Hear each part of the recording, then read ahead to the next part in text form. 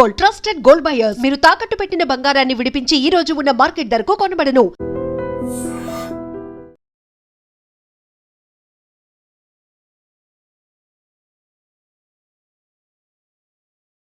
నమస్తే, welcome to I dream. నేను మీ లక్ష్మి. మనమైతే అనకాపల్లి జిల్లా పరవాడకు వచ్చేసాం. జిఆర్ యాంటిక్స్ కి స్వాగతం అంటూ అందరినీ పలకరిస్తూనే ఆ పాత పురాతన కాలంలో వాడినటువంటి ప్రతి వస్తువుని మనకి చూపిస్తూ దానికి సంబంధించినటువంటి ఇన్ఫర్మేషన్ చాలా వివరంగా వివరిస్తున్నటువంటి government school teacher Gangadhara Rao master గారు మనతో పాటు ఉన్నారు. నమస్తే సార్.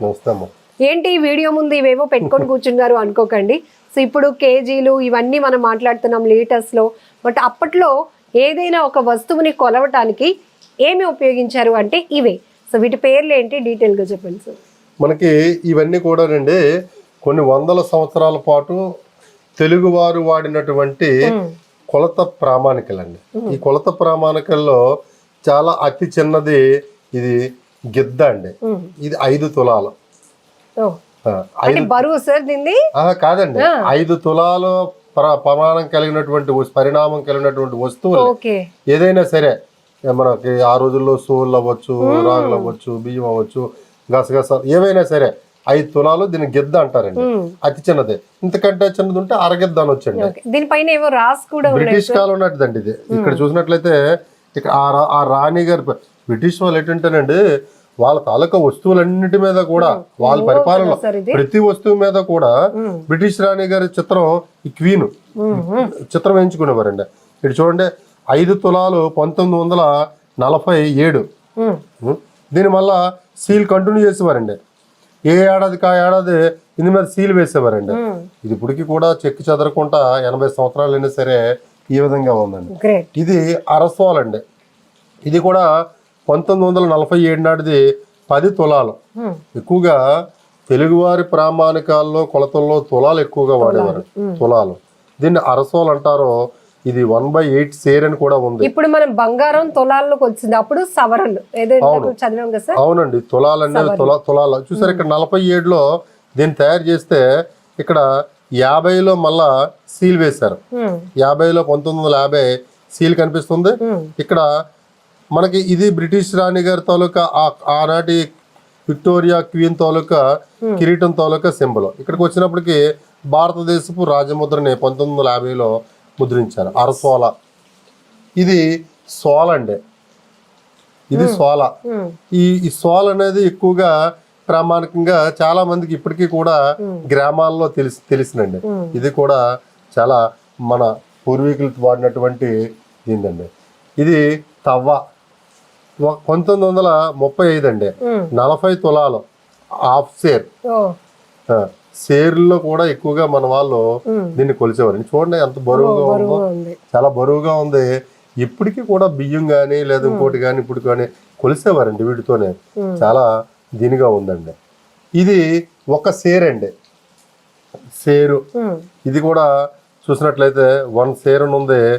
80 తులాలు 1950. ఇది ఒక సేరు. దీన్ని మానిక అంటారు. మెటీరియల్ కూడా మనకి ఎప్పటికైనా ఉండేలాగా ఆ రోజుల్లో ప్రతిదీ నాణ్యంగా వస్తువులన్నీ తీసేవారు. దీన్ని మానిక అని కూడా అంటారు. తర్వాత ఇది అడ్డ అండి. 2 సేర్లు అండి. ఇది సేరు, ఇది 2 సేర్లు అండి. 2 సేర్ల తర్వాత ఇది 3 సేర్లు అండి. ఇది 3 సేర్లు. ఇది ఈ విధంగా ఈ రింగ్ పట్టుకొని మనం కొలిసేటప్పుడు సపోర్ట్ కి ఈ విధంగా కొలిసేవారండి. ఇది 3 సేర్లు అండి. ఇది 4 సేర్లు అండి. 4 సేర్లు అంటే కొంచెం చెక్కతో కూడా ఎక్కువగా తయారు చేసేవారండి.